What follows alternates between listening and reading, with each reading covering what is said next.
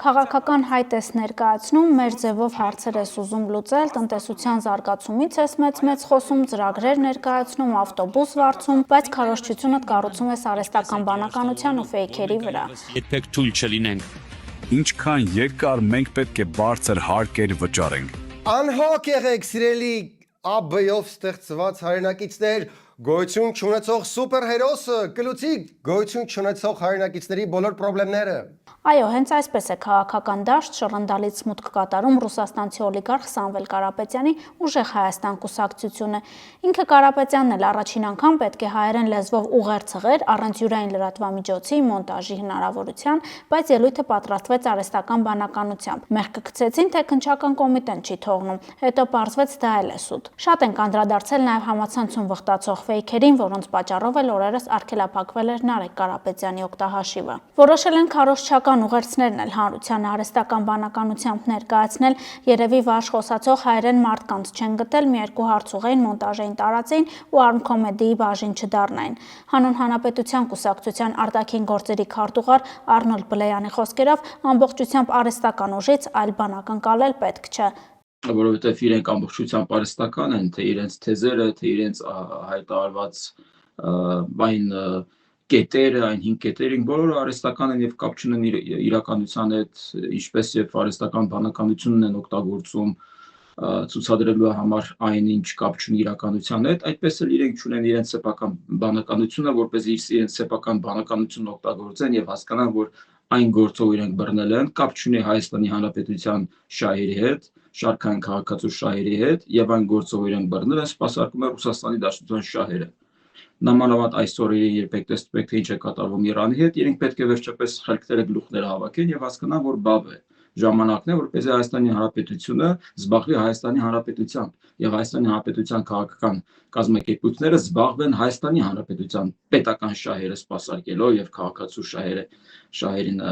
ընդառաջ գնալով, այլ ոչ թե շարունակել ապավինել այն կենտրոնին, որ այսօրերին գցել է իր հերթական ռազմավարական գործընկերոջը Իրանին։ Այս ամբողջ ծաղրուծանակի ֆոնին հատկապես ուշագրավ են դառնում Նարեկ Կարապետյանի հարցազրույցները աշխարհացունց վերլուծություններով։ Իհարկե չեն կարող ասել դեմ են խաղաղության գործընթացին, Վաշինգտոնում ձեռք բերված պայմանավորվածությունից նոր բան են մտածել, երաշխավորներ բերեք։ Իսկ ամենաուշագրավն էլ այն է, որ այդ երաշխավորները ըստ իրենց Ռուսաստանն ու Չինաստանը պետք է լինեն։ Ես կարծում եմ լավագույն երաշխիքը դա հարևանների հետ ուղիղ երկխոսությունն է, կառավարելի հարաբերություններ հաստատելն է եւ միմյանց նկատմամբ որպես վտանգ ներկայանալու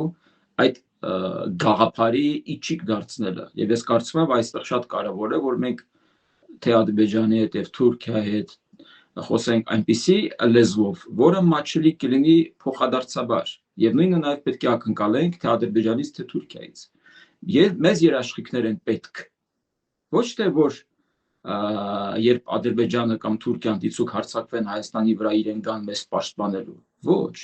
Մեզ երաշխավորներ են պետք տնտեսական զարգացման, ժողովրդավարական ինստիտուտների զարգացման գործում, որպեսզի մենք այնքան ուժեղ լինենք, որ մեր վրա հարձակվելու գինը նախ լինի չափազանց թանկ եւ իրենք չլինեն վճարունակ, եւ մյուս կողմից իրենց ձեռնտու չլինի մեր վրա հարձակվել։ Եթե իրենք չեն դիտարկում Հայաստանը որպես վտանգ, այլ հակառակը գործ ունենք Հայաստանի հետ, ում հետ կարելի է տնտեսական, երկկողմ եւ բազմակողմ հարաբերությունների մեջ մտնել։ Սա ամենակարևորը։ Այն ինչ առաջարկում է Սամվել Կարապետյանի ուժը կապ չունի Հայաստանի Հանրապետության հետ։ Իրենք առաջարկում են այստեղ հակառակը դարձնել պատերազմի ինչ որ թատերաբեմ։ Իրենք ուզում են Ռուսաստանին եւ Չինաստանին ներքաշեն օգոստոսի 8-ի պրոյեկտերում։ Դա անտրամաբանական է։ Դա անտրամաբանական է, դա նույնքան անտրամաբանական է, երբ օրինակ Օվերչուկն ասում է, որ Հայաստանը չի կարող միաժամանակ լինել եւ Եվրամիության եւ Եվրոպական եւ ԵԱՏՄ անդամ։ Իհարկե, որովհետեւ իրենք հակասում են իրար։ Անհնար է լինել երկու տնտեսական մաքսային բլոկի անդամ։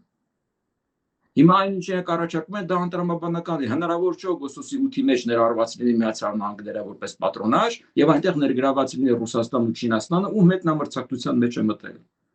Ինչ են ուզում այրանք ասել։ Այդ դրանով իրենք ցույց են տալիս, որ իրենք կապ չունեն Հայաստանի Հանրապետության պետական շահի հետ։ Այ իրենք ստացել են իրենց մեթոդիշկան Ռուսաստանից, եւ իրենք չեն ուզում միայն Ռուսաստանի անունը տալ, հիմա Չինաստանն հորինել, որ մի քիչ այնց սոուսն են, հարստացնում։ Չի կարելի, հերիք է էլի։ Գնացեք զբաղվեք ձեր Ռուսաստանում ինչով ուզում եք։ տեսնեմ ձեր ձևերով Ռուսաստանում ինչ կարող եք անել։ Մեծ հաշվով խնդիրը հենց Ռուսաստանն է։ Ռուսաստանում ունեցվածք դիզած օլիգարխի քաղաքական թիմին անհանգստացնում է այն փաստը, որ Ռուսաստանը դուրս է մնում տարածաշրջանից։ Դե հա, դա հիմնական խնդիրը։ Ռուսաստանը երաշխավորը չէր նոյեմբերի 9-ի պայմանագրի։ Ինչ եղավ այդ պայմանագրի բոլոր կետերի հետ։ Միայն կարճել են 9-րդ կետից, որպեսզի անպայման գան եւ տեղակայվեն Սյունիքում, որ հետո Սյունիքն էլ Ղարաբաղի նման հանձնեն Ադրբեջանին։ Այդ էր իրանց ցանկությունը։ Ինչ երաշխավոր Ռուսաստանը ինչը կարող է երաշխավորել։ Ռուսաստանը Ուկրաինայի տարածքային ամբողջականության երաշխավորներ հարձակվեց Ուկրաինայի վրա եւ խախտեց իր տարածքային ամբողջականությունը։ Այդ դրանից հետո Ռուսաստանից կարելի ակնկալել որևէ երաշխիք։ Լավ չեմ հասկանում իրենք որ աշխարհում են ապրում, որ երկիր մոլորակում են ապրում, որ Ռուսաստանի դաշտ կարող է երկու Ռուսաստան կամ մենք չգիտենք։ Դա չի կարելի էլ բան չեն։ Հավանիր տեսանյութը եւ բաժանորդագրվիր նորությունները բաց չթողնելու համար։